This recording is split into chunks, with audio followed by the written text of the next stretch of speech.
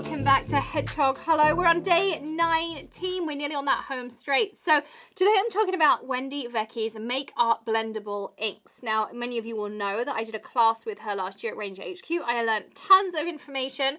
I do not have time, unfortunately, in this video to distill all that information to you. But I wanted to share a couple of neat tricks and things you might not know about Make Art Blendables. And also Wendy's stamps, if you haven't seen these. So you can get them through Stampers Anonymous. She has a range there. She also has a range with Ranger. Try and say that a few times fast. And the ones with Stampers Anonymous are red rubber, and the ones with Ranger are photopolymer. So I'm going to start stamping out. Make Art Blendable works great as a blending ink. It's going to work great for filling in and colouring. It's water reactive as well, so you can do really cool backgrounds with it. You can smush with it too. You can do all of those kinds of cool things. She also has this range of small detail blending tools like these, which we're going to be using. I'm going to grab a couple of those out for what we need. Here we go. And so they're water-based. They're a Ranger ink. And we do have a little Wendy Vecchi goodie bag that we're going to be giving away. So you can hop on over to the blog post after this to find out when, where, how, all of those kinds of things. You can win that as well. But I'm going to stamp this out just on my tag here as always. And I hope that you're enjoying Inktoberfest too. Look how lovely that is. The great thing about red rubber is it does give you huge amounts of detail, which is something I really, really like about red rubber in particular. The other thing you can do, if I grab this over here, is you can apply multiple colours to the stamp itself. So you can take some tiger lily. And, you know, we can apply a few different colours, which is what I'm going to do here. Make sure, of course, you've hit subscribe, rung the bell, all of those great things. I'm going to make myself a little bit of an autumn leaf here. And these are her mini blending tools. So everything, as always, will be linked in that description for you.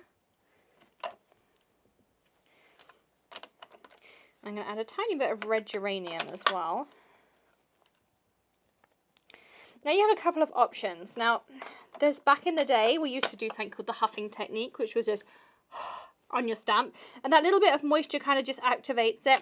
You could also spritz it with a spray bottle, and what I would do is just hold it a little bit of a way away and let some of that and on there, or you could just go in a little bit drier.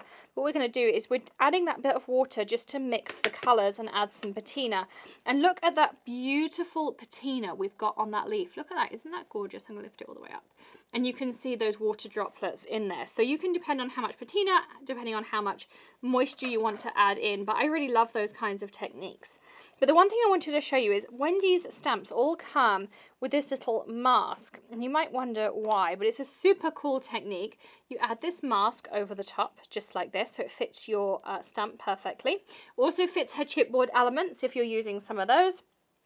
And then you can start adding colour without having to worry about colouring in the lines, which I think is just an awesome idea. So what you can do is just start adding in like this. And how cool is this? So I'm going to add that. And then I can start adding my shading in. So I might want to add a bit of sunflower. Again, I'm going to add that over the top. And maybe add some highlights in here because I want to make it look round.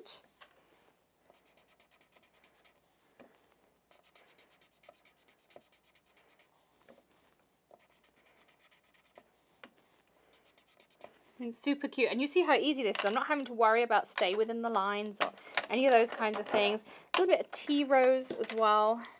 This one was my tea rose.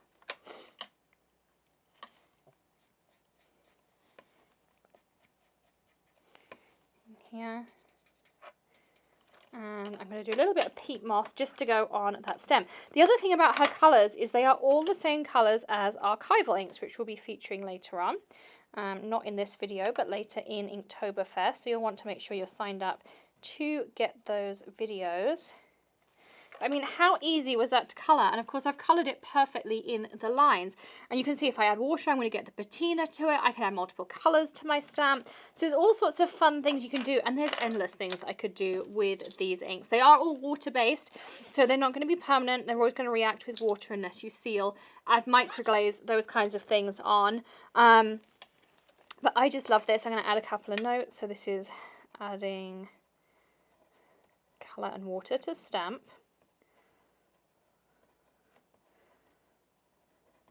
And then this is stamp,